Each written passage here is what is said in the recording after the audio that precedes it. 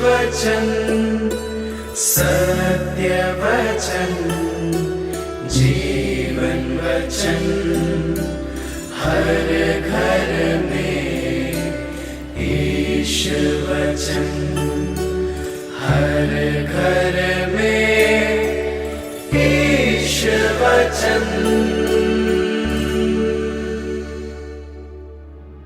प्रभु आप लोगों के साथ हो और आपकी आत्मा के साथ। संत मत्ती के अनुसार पवित्र सुसमाचार। हे प्रभु तेरी महिमा हो। अध्याय 18 पद संख्याएं 1 से लेकर 5। उस समय शिष्य ईसा के पास आकर बोले, स्वर्ग के राज्य में सबसे बड़ा कौन है? ईसा ने एक बालक को बुलाया और उसे उनके बीच खड़ा कर कहा, मैं तुम लोगों से यह कहता हूँ, यदि तुम फिर छोटे बालकों जैसे नहीं बन जाओगे तो स्वर्ग के राज्य में प्रवेश नहीं करोगे।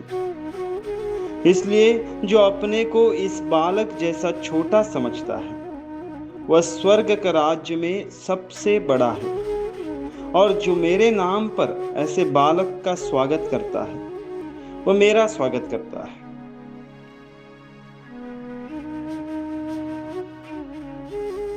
प्रभु का सुसमाचार। हे क्रिस्त तेरी स्तुति हो। प्रभु यीशु मसीह में प्यारे विश्वासियों, आज पवित्र कैथोलिक कलीसिया मिशनरियों की संरक्षिका एवं बालक यीशु की संत पुष्पा का पर्व दिवस मना रही है और पवित्र सुसमाचार के वचनों को भी उसी प्रकार से हमारे सामने प्रस्तुत कर रही है। प्रभु यीशु अपने शिष्यों की सोच को चुनौती देते हैं। वे एक बालक को उनके बीच में रखते हैं। जब उनके शिष्य बड़ा बनने या पहला स्थान पाने में रुचि दिखा रहे थे, हम मनुष्यों की एक साधारण सोच या समझ है कि हर बात में मुझे सफलता मिले या मैं अपने आप को सिद्ध करूं, अपनी बुद्धिमत्ता, सामर्थ्य, गुण, कौशल्य का प्रमाण दूं, ताकि लोग जान जाएं कि मैं कुछ हूं। और इसी समय प्रभु कह रहे हैं कि जो अपने को इस बालक जैसा छोटा समझता है वह स्वर्ग राज्य में सबसे बड़ा है।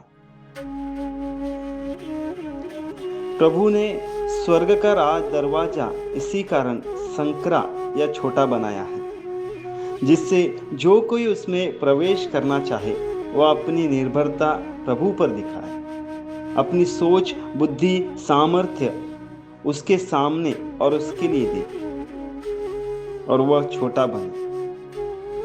हाँ प्यारे विश्वासियों, मनुष्यों की साधारण सोच है माइट इज राइट, या जिसका डंडा उसकी भैंस।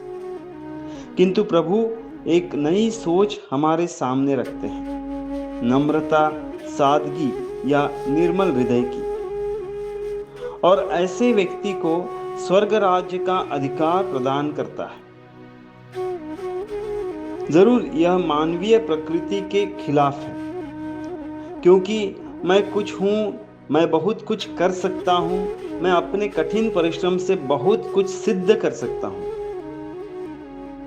यह हम मानवों की या हमारी सोच हर समय रहती है। प्रभु कठिन परिश्रम के खिलाफ नहीं है, बल्कि परिश्रम के पीछे की सोच को वह आह्वान करते हैं, क्योंकि हमारी सोच हमारी महिमा ढूंढती है या मुझे बढ़ने की चाह रखकर दूसरों को गिराने या छोटा या झूठा साबित करने की होती है।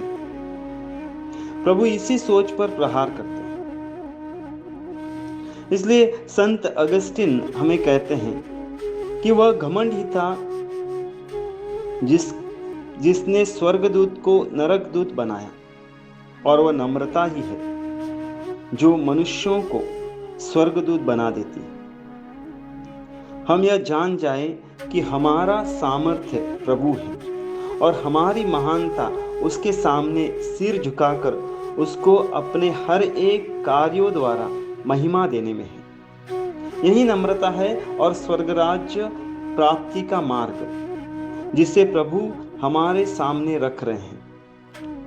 यदि हमें ऊंची इमारत खड़ी करनी है तो हमें गहराई में उतरने की जरूरत है, नीचे आने की जरूरत है, छोटा बनने की जरूरत है। हम प्रार्थना करें। हे पिता, प्रभु यीशु के सामर्थ्यशाली नाम द्वारा हमें कृपा दे कि हम हर समय और हर बात में तेरी महिमा ढूंढें। आमीन।